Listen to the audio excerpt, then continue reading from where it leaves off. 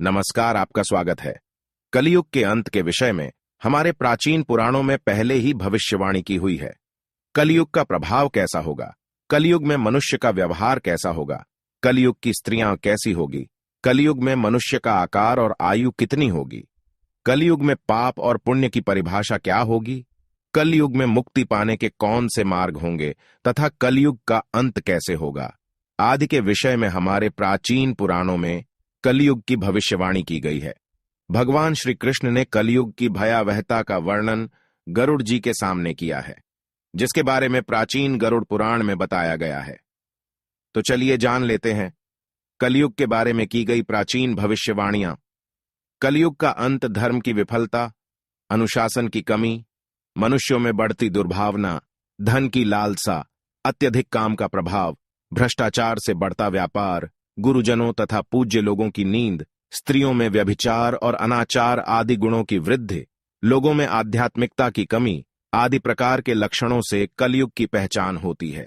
भगवान श्री कृष्ण ने कहा था कि कलयुग में मनुष्य का मन अत्यधिक कठोर हो जाएगा। मनुष्य अशांत, चंचल, धर्म से विमुख होकर अधर्म के पथ पर चलने वाले होंगे। उन्हें शास्त्रों का ज्ञान नहीं होगा, जिसके मुख से जो भी निकलेगा उसे ही शास्त्र समझा जाएगा।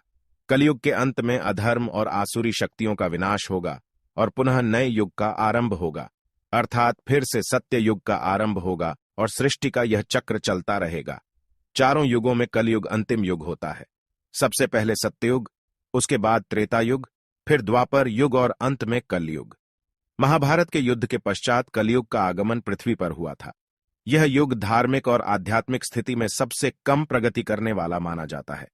मान्यता के अनुसार आज से 3137 साल पहले महाभारत का युद्ध हुआ और कलयुग का आरंभ इस युद्ध के 35 वर्ष के पश्चात हुआ, अर्थात भगवान श्री कृष्ण के अपने धाम जाने के बाद हुआ। श्री कृष्ण कहते हैं, कलयुग में लोग अपने स्वार्थ को ही सर्वोपरि मानेंगे। धर्म का त्याग करके मटीरियलिस्टिक उद्देश्य को पाने के लिए जी जान से कोशिश करेंगे। धर्म में विश्वास न होने के कारण लोग अन्यायपूर्वक आचरण करेंगे। यदि हम आज के समय में देखें तो पाप इतना बढ़ चुका है, मानो ऐसा लगता है कलयुग का अंत अब निकट आ चुका है। लेकिन कुछ विद्वानों के अनुसार यह तो बस शुरुआत है। आगे कलयुग और भी भयानक रूप लेने वाला है। कलयुग के उस भयानक रूप को देखने की क्षमता आज के मनुष्यों के अंदर नहीं है। जब कलयुग का अंत समय निकट आएगा तो ऐसी ऐसी भयानक चीजें दिखाई पड़ेगी। मनुष्य का रूप इतना विकृत और भयानक हो जाएगा कि वह मनुष्य कम पिशाच ज्यादा दिखाई देंगे। तो आइए जान लेते हैं गरुड़ पुराण में कलयुग के अंत के विषय में क्या कहा गया है। गरुड़ पुराण के अनुसार एक बार गरुड़ जी ने भगवान श्री कृष्ण से पूछा, हे प्रभु, चारों युगों में कलयुग को ही सबसे भयंकर और दुख कारक माना गया है। इस कलयुग का अंत कैसे होगा और कलयुग का अंत समय निकट आने पर कौन से संकेत दिखाई देंगे? तब भगवान श्री कृष्ण ने गरुड़ जी को कलयुग के अंत के समय मिलने वाले भयानक संकेतों के बारे में बताया है। जब पृथ्वी पर चारों तरफ ऐसे संकेत दिखाई दे तो मनुष्य को समझ जाना चाहिए कि कलयुग का अंत निकट आ चुका है और अब सृष्टि का अंत प्रलय से होगा। सबसे पहला संकेत, भगवान श्री कृष्ण के अनुसार कलयुग का अंत समय निकट आने पर मनुष्य की आयु घटकर केवल 20 वर्ष ही शेष रह जाएगी।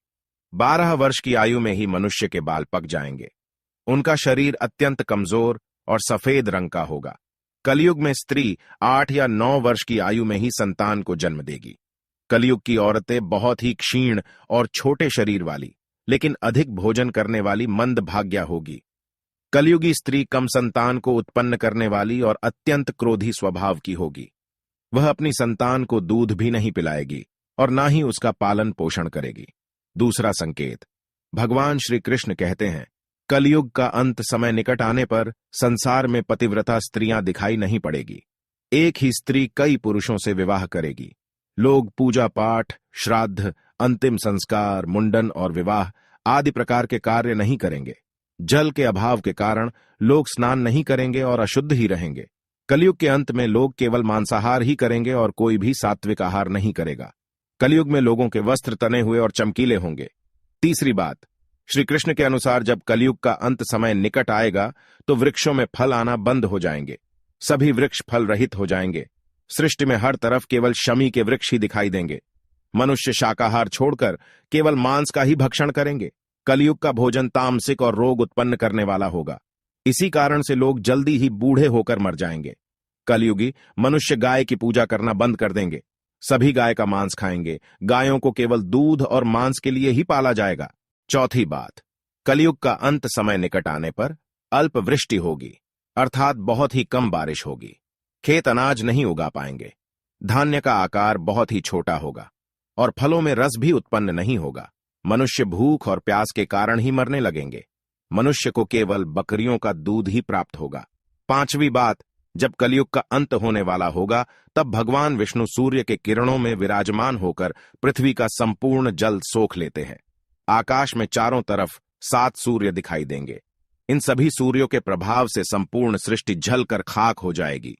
तत्पश्चात रुद्र रूपी भगवान विष्णु संपूर्ण संसार को दग्ध करके अपने श्वास से मेघों को उत्पन्न करेंगे और ये मेघ भयंकर गर्जना करते हुए अगले 100 वर्षों तक आकाश से जल की वर्षा करेंगे और सृष्टि की उस भयंकर अग्नि को शांत कर देंगे।